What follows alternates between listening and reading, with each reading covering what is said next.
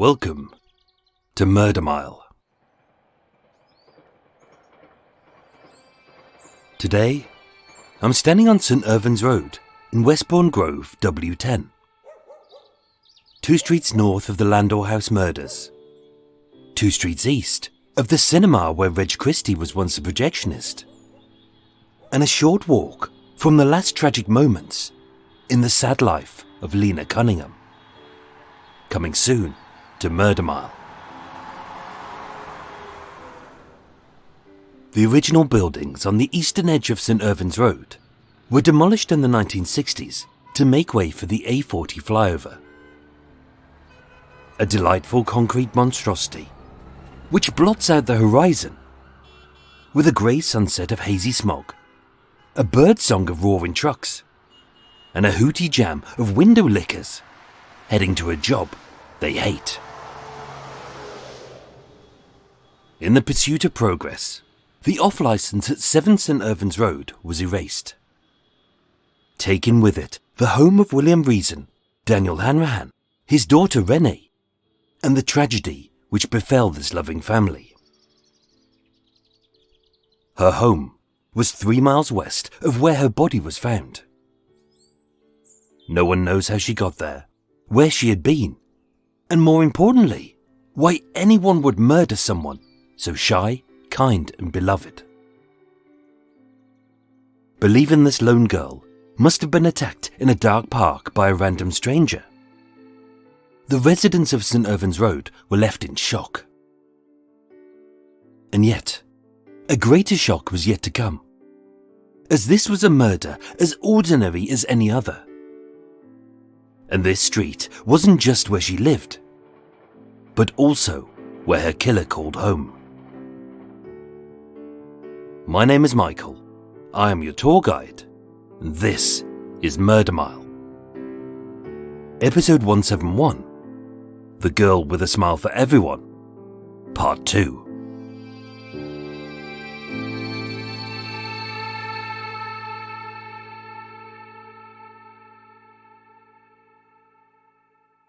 A smile can do many things.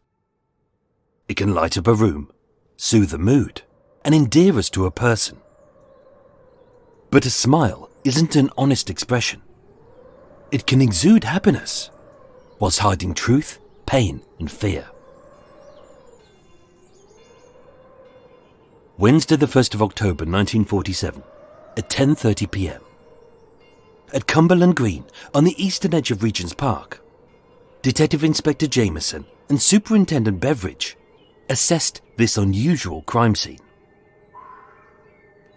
The park was dark and empty, as it had been barely an hour before, when Rennie had been murdered. With the only witnesses being to her discovery, the detectives could only speculate that she had been beaten, strangled and gagged elsewhere, possibly transported by car, and her body dumped. But why here? Why pick an open expanse of grass in a public park with no obstructions to disguise this despicable deed? Why commit such a heinous crime, only to lay her down with such reverence? Her clothes neat, her limbs straight, and her handbag like a pillow. With no robbery, no rape, and no signs of a struggle, it was clear that her killer was someone who loved her intensely and hated her as fiercely. Suspect 1. William Reason, a widower known as Uncle Willie, who for the last 20 years had given a home, love and safety to the niece he treated like his own child. Broken by the news of her death, he cancelled his 65th birthday, closed his shop, and lost in tears he would never recover from the loss.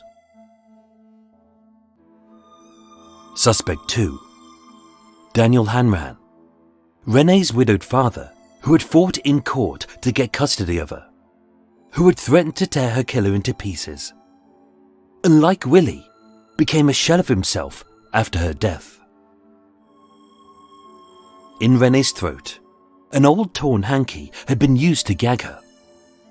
It was stitched with the laundry mark of XX/A and the initial D. And although the hanky was his alibi was solid and his grief genuine. Suspect 3. James Locke, the yard hand at United Dairies, who dated Renee, took her to Margate on his motorbike and made up a foursome with Dorothy and Gedge. Police discounted him as a suspect, as he was seen at the social club in Wembley from the time she went missing until after she was found dead. With no motive, everyone would be ruled out, which left the police with one suspect. Her friend, her neighbour, and the man she once saw as almost an uncle, Albert Butler. Thursday the 2nd of October 1947 at 8:30 a.m. As a ravenous press swarmed St Irving's Road looking to get the scoop, a reporter who was unaware of which house was Uncle Willie's blurted out the horror. To his wife, Bert said, "Something terrible has happened. Renee has been murdered."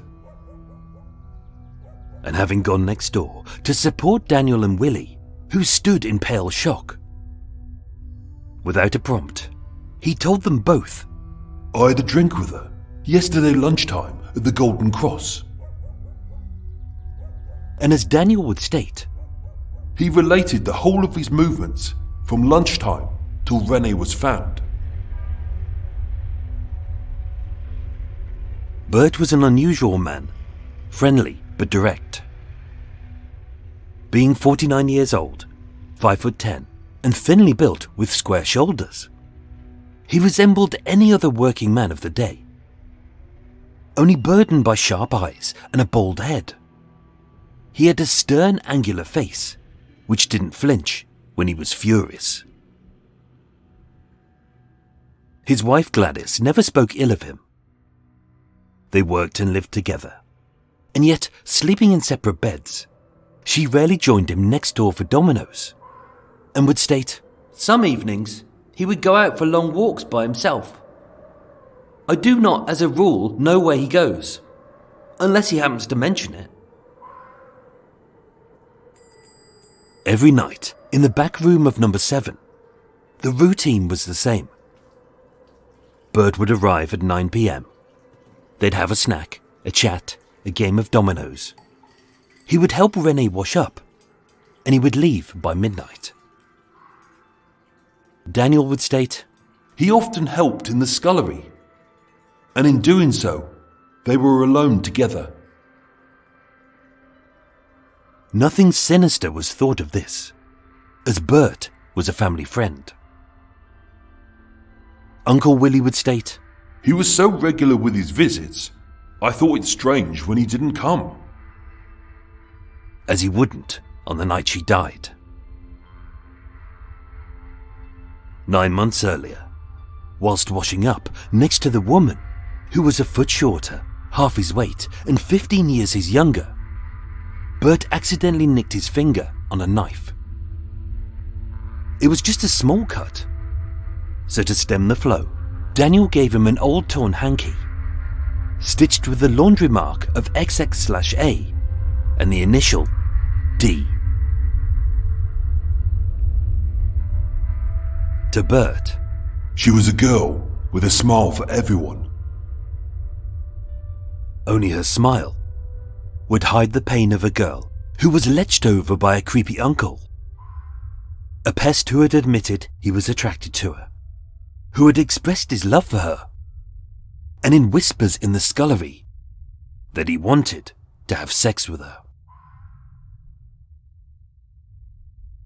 Renee never wanted to burden her father or uncle with her pain, so she never said a word to them about Bert.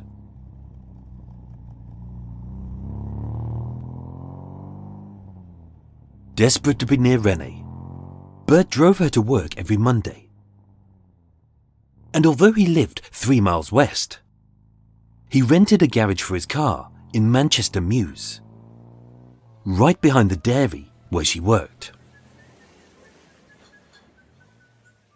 As a frequent visitor to her home, Bert would later admit to the police, I was attracted to Rennie, but for nothing more than being a good friend.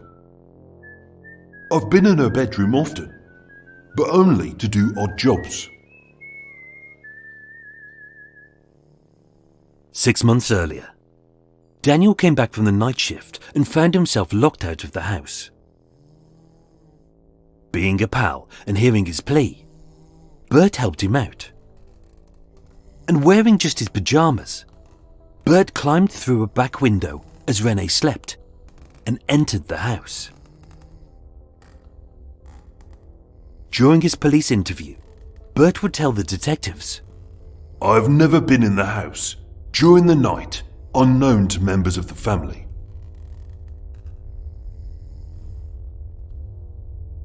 One month before her death, she had confided to 2 friends that she was fed up with him chasing her, and that she was scared, saying, he might do things if I refuse to have anything to do with him. Only the less Renee saw him, the more Bert's love would grow from attraction to obsession. As a quiet girl, with a small but trusted circle of friends, every Wednesday she went with her colleagues to the Dairy Social Club at the sports ground in Wembley. To drink, to chat, to watch the footy, and to dance. But across the August of 1947, Bert had followed her from her home at St Irving's Road to Westbourne Park Tube Station, onto the train at Baker Street Station, and all the way to the sports ground. On Wednesday the 27th of August, 6 weeks before her death, at the social club, Dorothy and Gedge saw Renee in an unheard heated exchange with a bald, stern-faced man in a fawn raincoat and a brown trilby hat. The next day, Rennie confided to a friend, Bert had a terrible temper because I would not go out with him. He said, it was a good job I did not stay last night, or I would have done you in.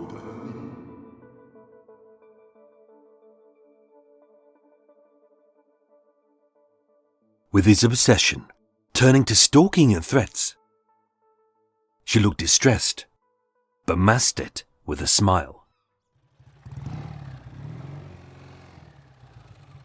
On Sunday the 31st of August, the foursome, Dorothy, Renee, Gedge and Jimmy, headed to Margate. It was an escape from her stresses, and she had a wonderful time. But having been driven back home on the back of Jimmy's motorbike, from behind the twitching curtains next door, Bert was jealously watching.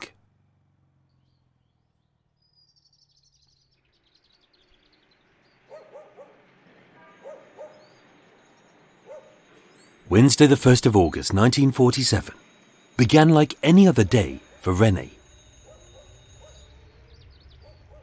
At 8 a.m, she made breakfast, she did the cleaning, and she helped out in the shop. At 12 p.m. she left, having to run a few errands for Uncle Willie. Witnessed by his wife, Bert made the spontaneous decision, I think I will have a walk. The air will do me some good.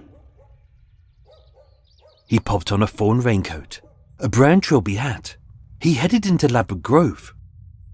And what followed was an alibi he would rigidly stick to.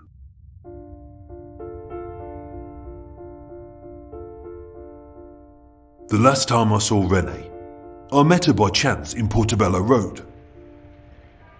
Seen waiting for her outside of Barclays Bank.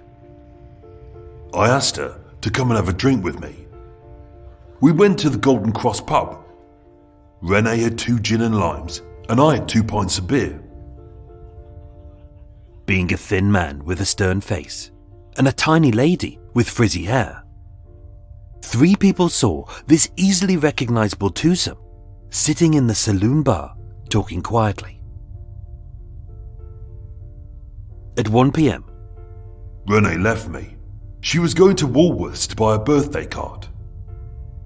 and he reiterated to the police, I have never been to the sports ground in Wembley. I was not near Regent's Park that night, and I am emphatic that I left Miss Hanrahan at about 1 p.m. and that I never saw her afterwards. At 2 p.m, Renee and Uncle Willie had sausages, mash and peas, with peaches and custard for pudding. Bert's wife had expected him back for lunch as usual. However, he did not return, but I did not worry. After the pub, I took a train to Brighton. The return fare was 15 shillings and 3 pence. I arrived about 3:45 p.m. the details of which he would have known, having visited this seaside town with Renee, Daniel and Willie just 2 weeks earlier. I walked to the seafront, sat down on the beach near the Palace Pier. I fell asleep and I did not wake up until about 6 p.m. I then went to a snack bar with white tiled walls. I can't remember the name. I had a cup of tea and a sandwich, and then I went to the station. When asked if anyone could corroborate his movements, he would state, I spoke to no one who can verify my story that I was in Brighton. he could provide no tickets to prove his journey, and there were no pebbles in his shoes or clothes.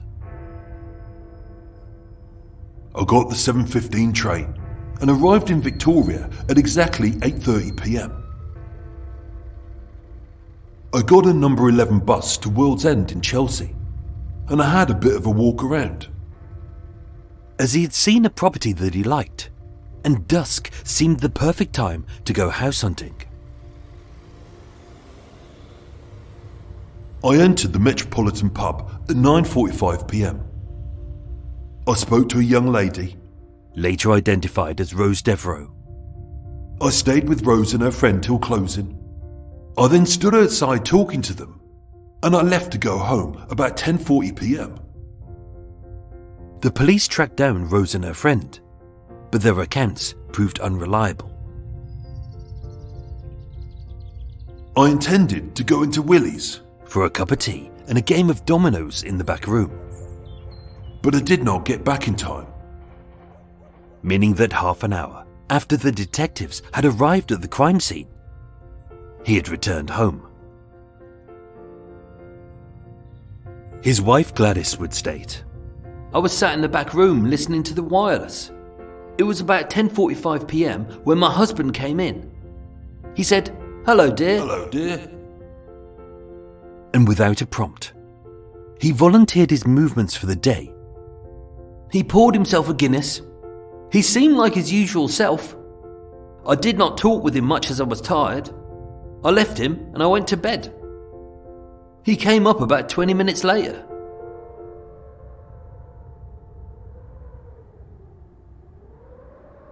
The alibi provided by Albert Butler would put him 54 miles south of London at the time when Renee was last seen alive, and 3 miles west of Regent's Park during the hour that she was murdered.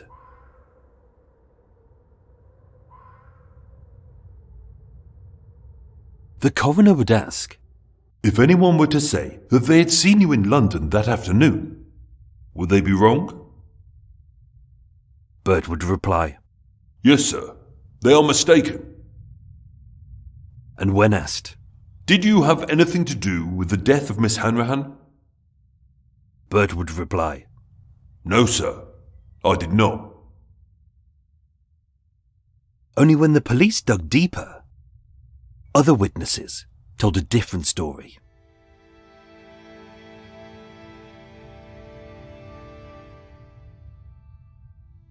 At 5 p.m, Renee went to Smith's at 63 Tavistock Crescent to buy cigarettes for her uncle, as served by Mrs. Underwood. Stating that Renee looked flustered, she was seen in a heated exchange across the street with a man in a fawn raincoat and a brown trilby hat. At 5:30 p.m, Isabella Greenwood, an assistant who often worked for Bert and Willie, said she had seen him standing behind the counter of his grocer's alongside his wife. A sighting confirmed by regular customer Lillian Fudge. At 5:55 p.m, being the last time that Renee was seen alive by a loved one, she left 7 St. Irvins Road with her plans for the night still undecided. She was dressed to go out. She had asked about films at the cinema, and she had money in her purse. But for some reason, she didn't go to the sports ground in Wembley, as she usually would.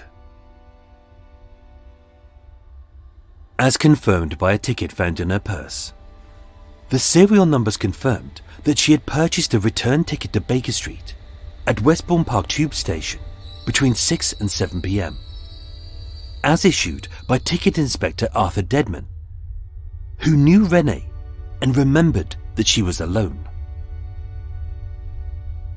When discovered, it was found that her ticket hadn't been clipped, meaning that she never boarded the train.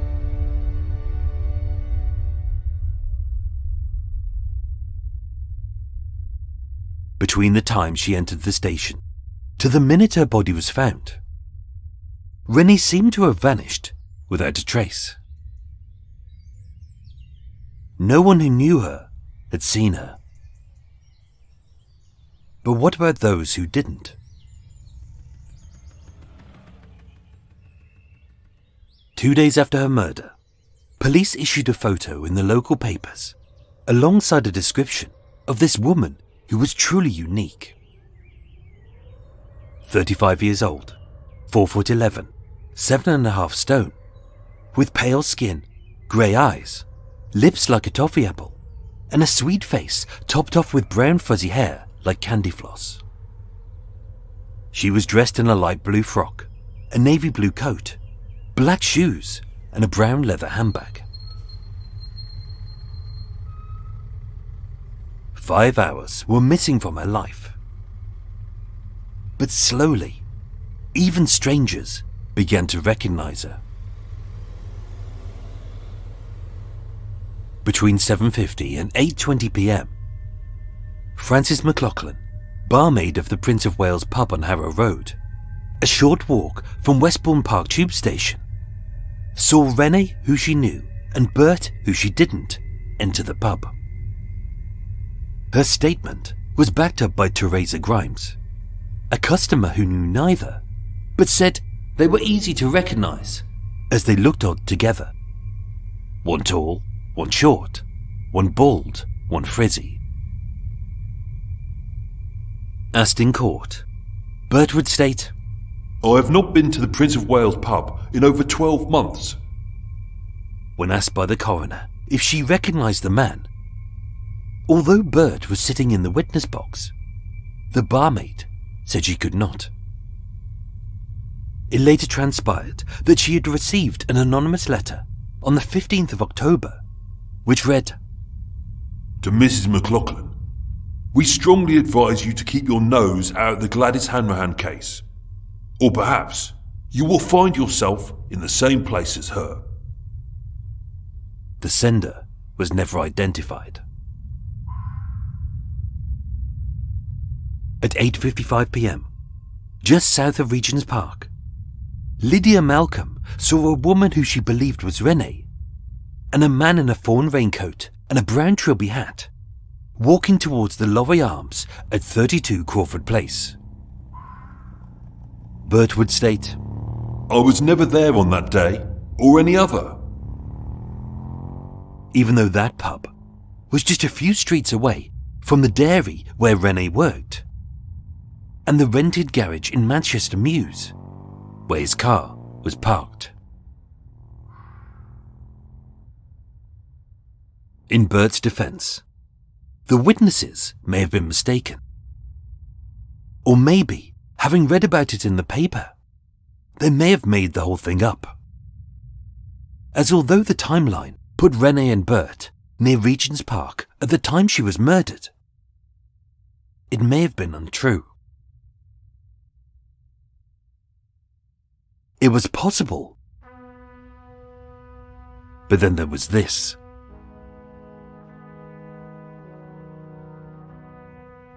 At 9:10 p.m, 1 hour before her body was found, a postman called Francis Carter was walking along Chiltern Street, just south of Baker Street and the border of Regent's Park. A couple were walking in front of me. They stopped.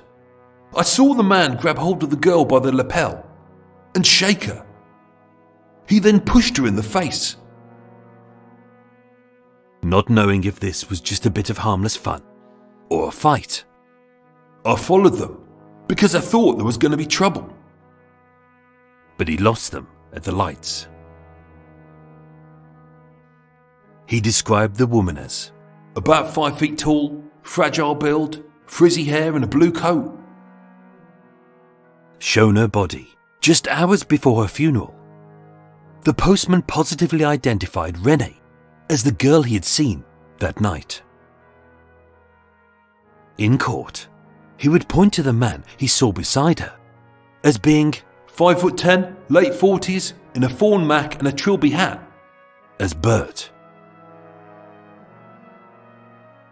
This sighting may seem a little spurious and maybe unconnected, as at no point did anyone see Bert kill Rennie.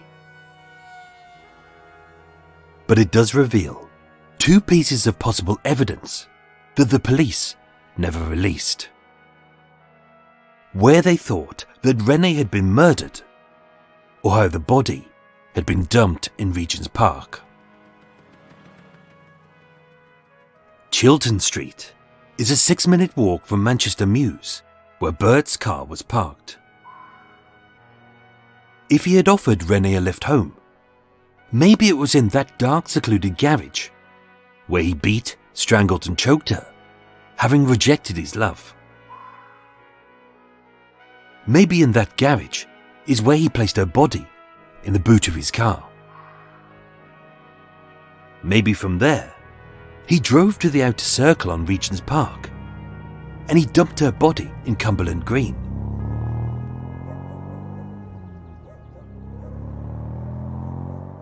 And although all of this is only hypothetical, maybe it was Bert, who the police saw chain smoking in a Blackford saloon, as the man sat watching the detectives examine a strange body in an unusual crime scene.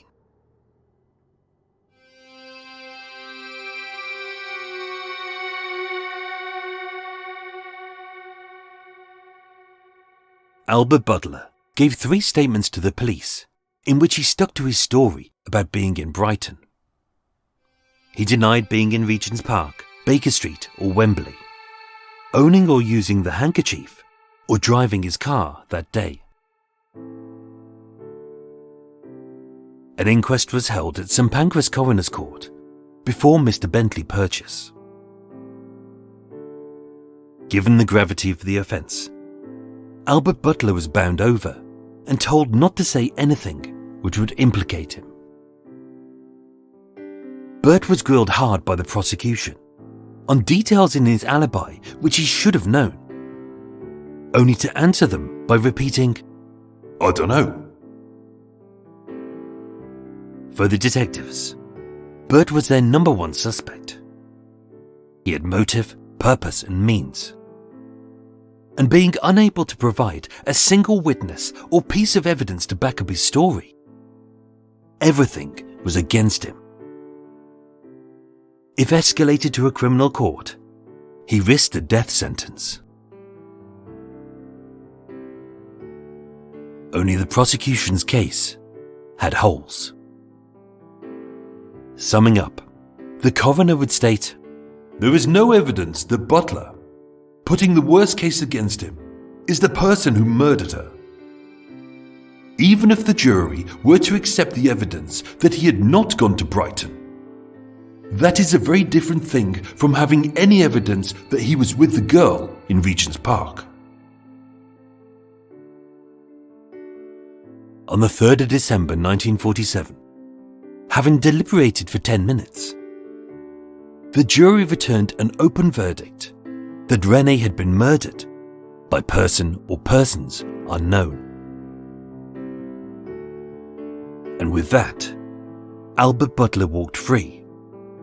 He returned to St. Irving's Road and continued living his life next door to Renee's family.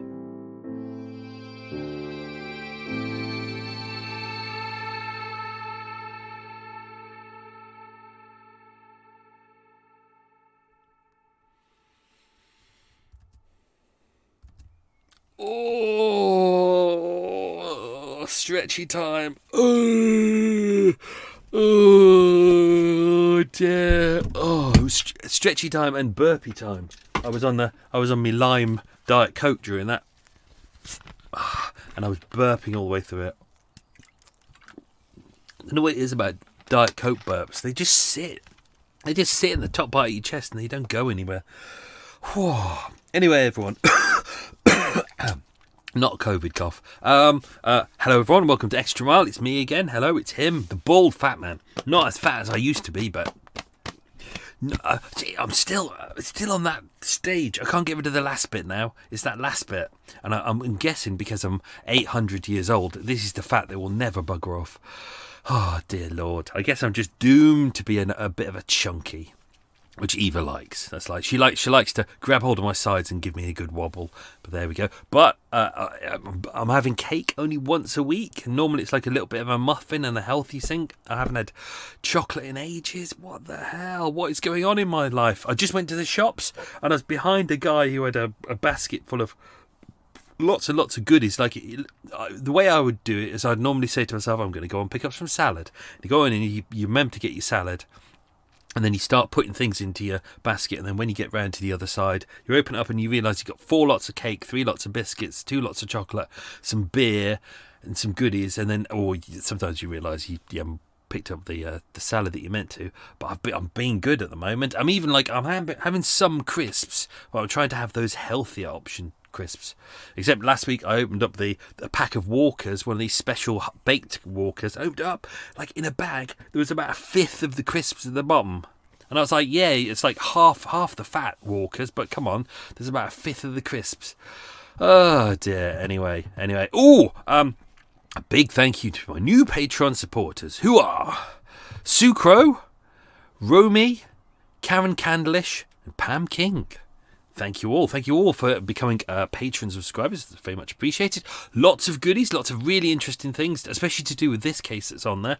And I've each episode I always do a location video, but this one there's an extra special one at the end of the week, which is why it was useful doing the little walk around and visiting the locations. That's why I always do it early, because for me, it's good to get all the research done, but for me, I find it absolutely essential to go to places and look at the locations. And especially with this one, I was standing in the places where the body was found, and I could see the kind of where everything was, and everything comes together. But when I was walking around Marleybone and looking at all the places where kind of Renee worked and things like that, things started to slot into place, and that's when I worked out the ending to this. So it's so useful visiting those.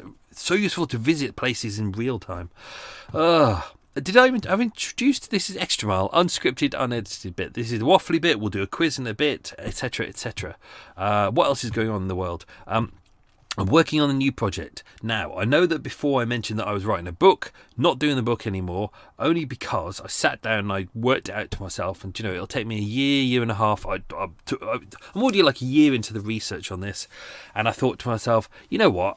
Realistically, how many books do you reckon I could sell? And I thought, I'd be lucky if I sell 50.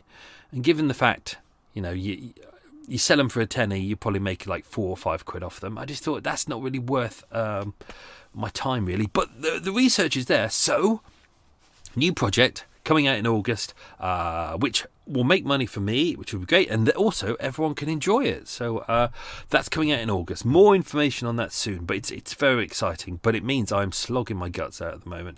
Doing Murder Mile. Another project that comes out in autumn. I'm working on that as well. Everyone can enjoy that. That's entirely free, so everyone can enjoy that. What else is going on? Just too much. I'm knackered. Right, let's do the quiz questions. As always, I will probably ball some of them up, or I might edit them out the episode because I haven't edited the episode yet. So here goes. Question number 1. What 2 details were stitched into the hanky? So what 2 important details were stitched into the hanky? Question number 2. What colour were the bricks on the buildings at Portman Mansions? Question number 3. What was the name of the ticket inspector who sold Renee a ticket? Very interesting name. Question 4. What did Bert eat and drink in Brighton? Allegedly. Question 5. What part of Chelsea did Bert go house hunting in?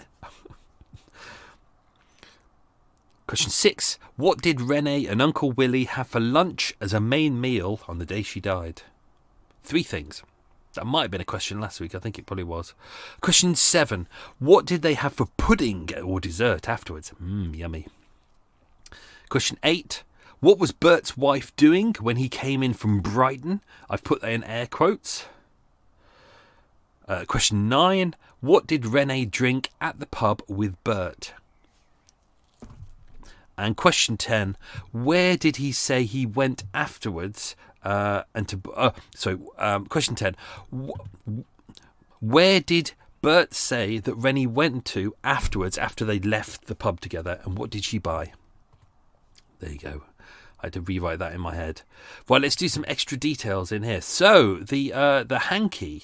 I was going to make this a bigger feature, but then I realised it's probably better just to go into Bert's bullshit story. Or is it a bullshit story? We will never know. So, originally the police did suspect Daniel, her father, as the suspect because of the initials. This is one of those things that you'd see in like an old crappy movie where they'd go, oh my God, someone's been murdered and there's a handkerchief and it's got someone's monogram on it. But this is that era where when you send off your clothes to go off to a laundress, they would stitch in something that says this is from this laundrette and this is the person's initials, so it kind of makes sense. Daniel hadn't done this in ages. He keeps his hankies for a long time. He doesn't send them to laundress. Actually, Renee was the one who would wash his hankies for him. These weren't her hankies because her hankies were stylish. And it was only afterwards that they kind of worked it all out. They said, oh yeah, there was that moment like 9 months earlier when Bert was doing the washing up with Rennie in the scullery and he cut his finger, and Daniel was like, I gave him a tissue. It was one of his cotton hankies, and because it's old and tatty, he didn't think that much about it. It was clean because obviously Renee had washed it. I think that's one of the questions, isn't it? What was written on there? So that I slightly gave that away. But what I want you to do is not tell me what the mark was. I want you to tell me exactly what it was. What was written on there? That's question 1. The uncle also identified it as well. What else was there? We don't. It's unlikely that Bert pre-planned this in advance and thought, oh, I know, I'm going to murder his daughter and then I'm going to keep his hanky and use it. Do you know what? I don't even think at the time that he was probably thinking, I will use this to kind of stitch up Daniel. I think it was just he grabbed the first thing. I don't think he was even planning to murder her that day. I think he just got angry at some point. They would have been in the garage where I reckon it would have happened. He grabbed the nearest thing he could to kind of probably to silence her screams. I filmed a little video down in Manchester Mews, and you can understand why. It's almost the perfect place for a murder. It's off a side street. It's just off Marylebone High Street. It's off a side street, and then there's another little mews off that. You've got to go down a little hill, and I was down there on a Saturday afternoon, and it was dead. Like, no one goes down there. It's a place where you just dump your car, really. So, yeah, odd one. Rennie and Bert's relationship. So, you know, they started out kind of nicely. They were kind of like an uncle and niece kind of relationship going on. George Butler, who is Bert's brother said, I could not quite understand the association with Renee because I thought that him being married, the action was open to criticism, although I have no idea what his moral relationship was with the girl. He told me that the girl, that he very much liked her and he sympathised with her. Gladys, his wife, said, my husband often spoke about Renee and what she was doing in general conversation. He always said that she was a nice girl who was of an unselfish disposition. Beyond this, he never really spoke of her. On one occasion, so this wasn't too... This was kind of about 3 months... It was June, so about 2 months before she went to Margate, she went with Bert to Royal Ascot races during race week, which was kind of the middle of June. She had been with him and her dad and her uncle before. For some reason they didn't go this time, but because he was a family friend, they really didn't see any problem with it. It's not like they were staying in a hotel together. They were staying at Albert's brother's house, George Butler, who lived in Ascot anyway. So everyone saw it as kind of fine and okay. Obviously, over time, his attentions to her kind of escalating. He would drive her to work on Monday mornings, so it looks like he may have been parking his car outside the house on kind of a weekend and then dropping it back on a Monday when maybe, because that would be right, his shop wouldn't be open on a Sunday, so yeah, that would be a reason to use his car. Why he decided to use Manchester Mews is kind of weird. There's loads of little mewses dotted around London. These are kind of you have houses on kind of back to back with each other, and in the middle of them will probably be like a mews, and it's almost like a little alley, but in there you can put little garages, and that's where people can park up their cars, and sometimes you have workshops there, and there's loads dotted around London, but there's loads in West London. So why he chose the one that was nearest to the back of the dairy where she worked, you have to kind of surmise your own ideas on that.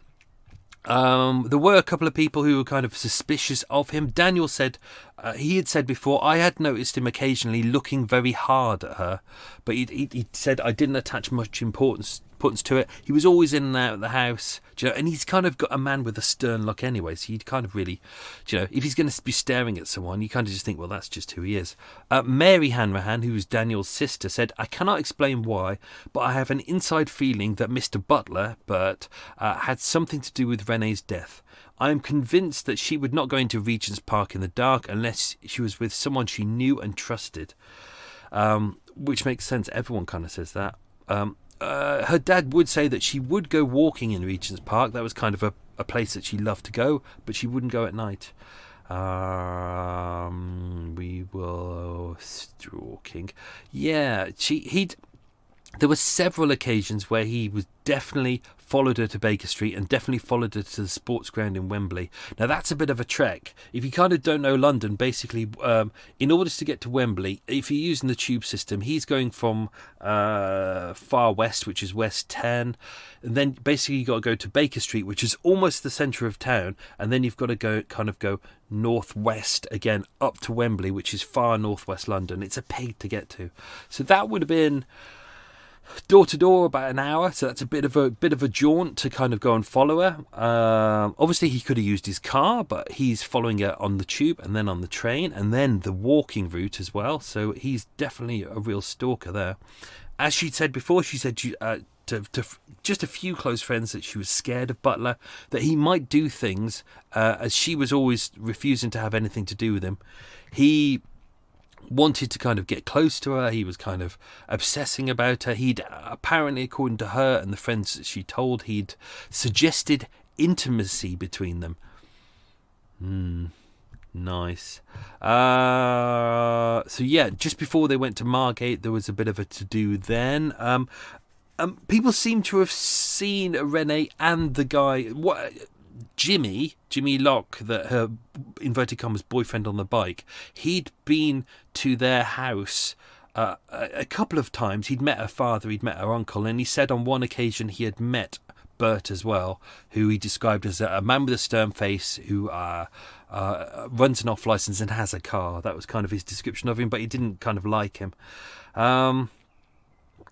But yeah, they didn't get involved with what was going on, the argument. They said it didn't seem physical. It just seemed like they were having words. And let's not forget that Renee is kind of quite a quiet girl. So, you can't imagine her losing a rag and shouting. You can imagine her just getting quite frustrated. So, people were watching, but they weren't getting involved. I would say that the trigger for his jealousy seems to be the trip to Margate. He seems to be quite controlling of her and keeping an eye on her. But Sunday, 31st of August, that's basically 4 weeks before she was murdered, that's when the foursome went to Margate. That's when she was on the back of Jimmy's bike. Jimmy's 27 years old, so he's almost kind of half Bert's age. He's jealous of him. He's got a motorbike. She seems to like him. So, and obviously he saw him just after midnight deliver her back to the house. So he's a creepy little bastard, always watching. Doesn't like him, which is why I mentioned in the kind of references, unless I've edited it out, the references that he was kind of saying, oh, well, she's she's got boyfriends out there, and there's one guy who's very suspicious, and he works at the dairy, and he's got a motorbike. Ooh. What else we got? Let's get rid of that. The party, that's pretty sad, isn't it? It's kind of like Uncle Willie's 65th birthday is on the Thursday, and that's the day that he finds out that his niece has been murdered. So that's what they were prepping for. Apparently, it wasn't going to be anything big. He just wanted to have a few neighbours over, a game of cards, some dominoes, a drink, and that's what they were going to do. So that's what Renee was going out. She was going out to get a birthday card. I gave away one of the quiz questions. You can have that one for free, but you've got to answer the other part because it was a two-parter. She was going out to her shop to buy 2 cards. So one of them would have been for herself, and I'm guessing the other one was for her dad to give to him. But yeah, obviously that didn't happen. Let's see if we can get into some Brighton stuff. Where he was that day is weird. It's kind of, he definitely went to the bank. He was seen there. He definitely went to the first pub, the Golden Cross, at 47 Lancaster Road, just off Portobello Road. Still there today. Several people saw them there. They were easy to spot, so we know that they were definitely there. And Bert admits to that, even though he said he kind of bumped into her by chance. She left, but this is where things, I would say, kind of go a little bit weird, because she's having her lunch at 2 o'clock onwards. He should have been having his lunch with his wife, but he didn't come home. So she's in the shop between 2 and 5. He's seen with her, supposedly, at Tavistock Crescent when she's buying cigarettes for Uncle Willie. And Beatrice Underwood, who's the lady who runs the shop, she said that she sees Renee with him. Although his back is to her, so she can't kind of see exactly who it is, but he's lived locally for years. He's a bald man with a stern face he's wearing. She's got the Trilby hat and she's got the fawn raincoat, right? So it could be him, but it might not be. So he's definitely there. So that begs the question, between 2 o'clock, 1:30 when they split up from the pub, and 5:30 when she's buying the cigarettes, where's he? Because he doesn't go back to his shop or his home, which is the same place. So he's hanging around for three to 4 hours. What is he doing in that area? Doesn't make sense. Did he go back to the shop, as the kind of Isabella Underwood said, the assistant and one of the neighbours? She may have got it wrong. She may have got the dates wrong. This does happen, that people go, oh yeah, I definitely remember seeing someone here. But if something is unimportant, like, I just went to the shops now, and if the police turned up now and said, oh, do you remember seeing a lady with a black jacket with red stripes and some words on the back? And I'll probably either go no or yes, but if they come back 2 weeks later and they ask when was this, I might end up saying it was 3 weeks ago or 1 week ago. It's hard to pin things down, especially when it's not important. So yeah. Let's Prince of Wales pub. So this is a pub I've visited too many times. Unfortunately, it's been shut down and converted into a Costa Coffee. It was a pub near the Metropolitan, and this one was pubs I went into quite a lot. Prince of Wales pub got shut down not too long ago, because I believe there was some kind of paedophile scandal going on there. Dirty. Prince of Wales pub. So Renee had obviously left house at 5:55, and then she'd gone to Westbourne Park Tube, so that's only about 10 minutes away.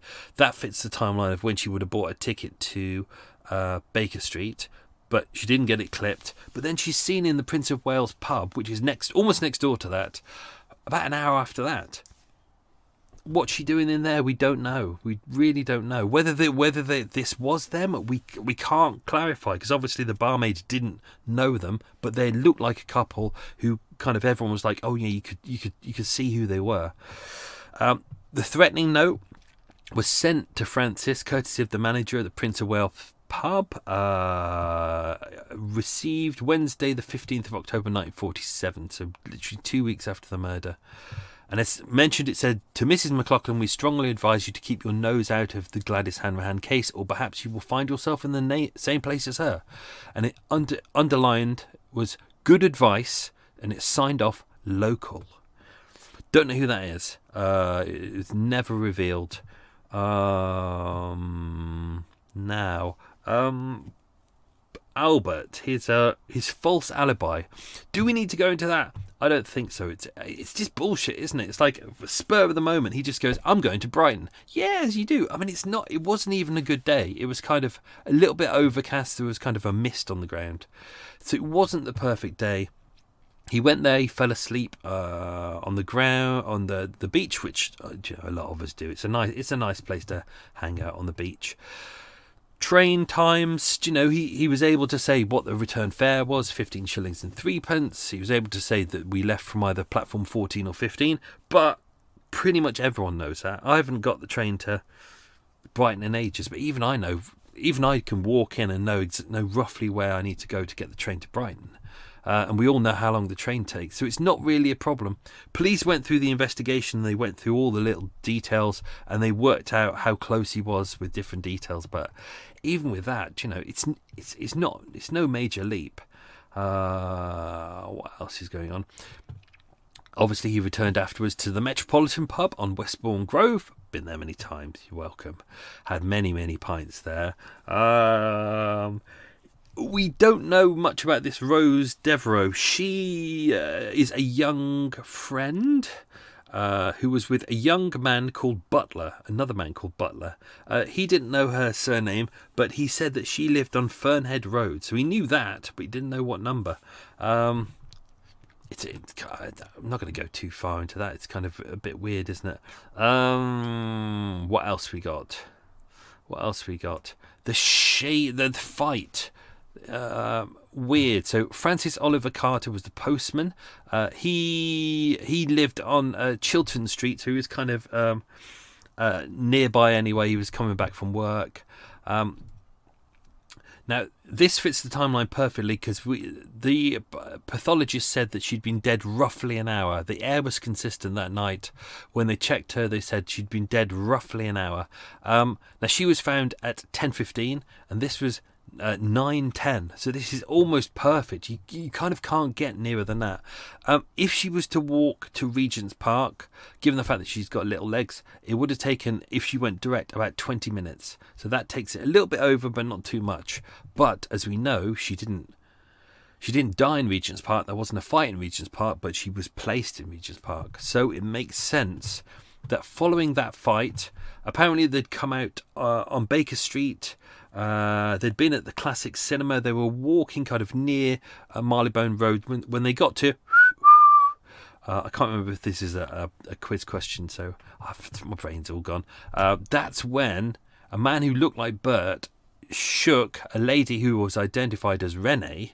It was interesting that they found this guy, this Francis guy, the postman, and it was literally on the day when she was being buried. So he was taken to St Irvan's Road, where the body was lying in an open casket, and the family all kind of hanging around. And then him and one of the detectives had to go in, and he had to go, okay, is this the woman that you saw being murdered? Oh, this woman you saw being attacked? And he was like, yes, it was. And then she was buried.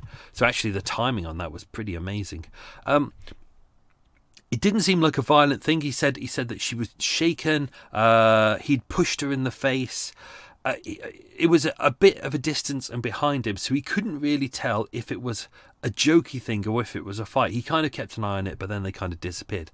But it was only when I was looking at this location and I was like, hang on, I'd already visited Blandford Street where the dairy was. Dairy's not there anymore. And I visited Chiltern Street, which is this one where the kind of fight happened. And I was like, hang on, the place where he parked his car is literally a 6-minute walk. It's like they were going roughly that area anyway. So if they'd had a fight, it kind of makes sense that they would just go, that he would turn around to her and go, fine, shall I just take you home? And she's like, yeah, that'd be nice. You know, she got no plans that night. She wasn't going anywhere. So, yeah, which fits the theory that if she was strangled in the garage, as he was as they were getting in the car, it's secluded, it's dark, no one could see it. It was a good couple of hours after night time. It's a quiet place. No one saw them round. He could have strangled her, put her in the boot of the car, driven her. It takes 8 minutes to get to the outer circle on the corner of Cumberland Green.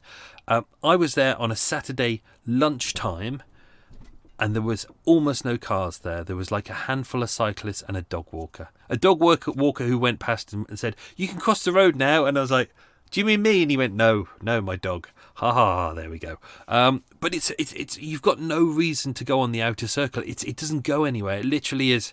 It's a circuit from Baker Street down to Great Portland Street. It doesn't really serve a purpose. So most people don't use it. So him there at night, it would have been quiet. There wouldn't have been lights on. He would have been sitting there quietly in his car having a smoke. And from the road, and I've posted these pictures on Patreon. You can see the entrance and where he would have parked his car. You can see exactly where the body would have been, and you could see where the detectives would have been with their torches. So it makes sense that this is where, potentially, hypothetically, he would have dumped the body and then watched it. Whether he did, we don't know. But the police definitely saw a black Ford saloon parked up outside with someone chain smoking and a man inside. And when they went to go and question him, the man drove off. Not at speed, but it takes a little bit of a lick to get from where the detectives were to the car. So they didn't get his license plate. And I think that's it. I think that's everything. I think we've covered the whole lot. Oh, let's do this. So, obviously, Bert was a suspect, the primary suspect. On Patreon, I would have uploaded all of his statements. I think I have. I need to double check that. But he said, I have to say I had nothing to do with the death of Miss Hanrahan in Regent's Park. He was asked if he knew all the places that he'd been seen in, and he said, some of them I know, most of them I don't know. I've never been to these ones. He said, it is within my knowledge that the dead girl was friendly with some of the workmen at United Dairies, and especially with a married one. She told me she was very sweet on him. She was also friendly with another employee at the firm who had a motorcycle. This was the thing about the affair. He said, about 12 months ago, Miss Renee Hanrahan told me that she had an affair with her cousin's husband. I don't know the name, but he lives in Cricklewood. As a result of this, her husband left the cousin. That was bullshit. Didn't happen, according to Daniel and Willie. He said, on 3 occasions I had found Renee crying downstairs at number 7. This was within the last 4 months. I asked her what was wrong, and she said it was because she had too much work to do and it was worrying her. She asked me not to tell her uncle and that she had been crying. Obviously, he would go and help her out in the basement of both shops, the off license and his shop as well. She would do the stock check and things like that. It's a little bit creepy that he would help her out in the basement. Creepy, man. Especially as he knows what she's about. She knows what he's about. He said, I have never made improper advances to her at any time, which is a lie. I have never taken Renee out for a drink, which is a lie. I have never been up to Baker Street and met her at lunchtime, which is a lie. People at the dairy confirmed that he often hung around and then he would kind of meet up with her. or like, which is why she started taking sandwiches. He would be kind of hanging around. She'd be like, "Oh shit." He said that if anyone said that they'd seen him, that he'd been up in the sports ground, that was a lie as well. What else we got? I think that's it. I think that's all the goodies. Yeah, pretty sad. So yeah, he walked free. This is the inquest trial. The inquest would be the point of which the coroner would say, okay, if this is suspicious and therefore it goes to criminal court. But because they couldn't find evidence to pinpoint, they couldn't say that he was conclusively in Brighton, but they also couldn't say that he was conclusively in Regent's Park. So the police were kind of stuck at that point. Without witnesses, there's not really a lot they could do. They hadn't got fingerprints, they hadn't got witnesses, they hadn't got anything to pin him to the murder itself or Regent's Park. So unfortunately, the case collapsed at that point. It did not go to criminal court.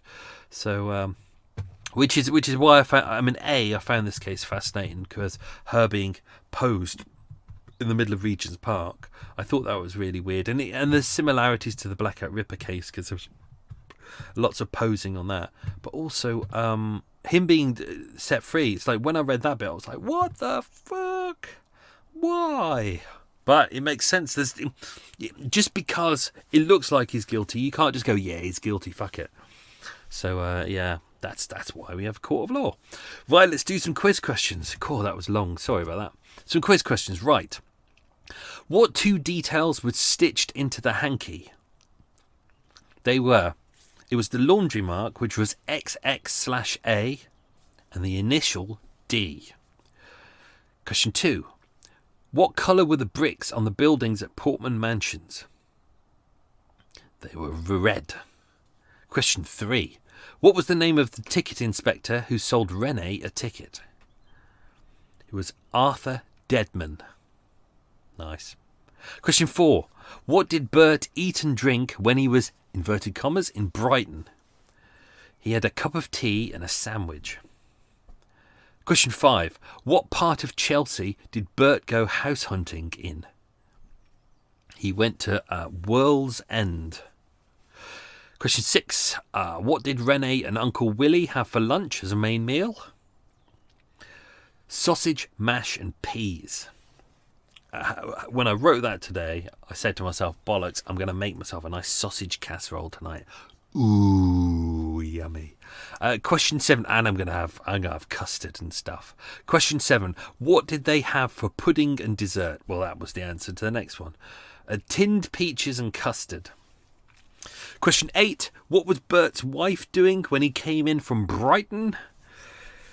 She was listening to the radio / wireless. Question 9. What did Renee drink at the pub with Bert? She had 2 gin and lime. And question 10. After they'd left the pub, where did Renee go and what did she buy? So I've already given away the answer about that she was buying a birthday card, but where did she go? She went to Woolworths to buy a birthday card. There you go. Woolworths, where I used to work as a kiddie. I'm sure we all did. So that's that done. Hope you enjoyed that. That was the 2-parter. All done, dusted, case wrapped up, case closed. Onwards and upwards. Right, I'm going to start editing this. Knackered. Right. Thank you very much for listening to Murder Mile. Have yourself a good day. Stay safe. Be good. Lots of love. This is the weird bit. This is the bit where I say goodbye and then my boat, having been talking for a couple of hours, suddenly my boat goes very quiet and it feels very weird. Until Eva wakes up with an evil hangover and starts screaming at me. Right, have yourself a good week. Stay safe and be good. Lots of love.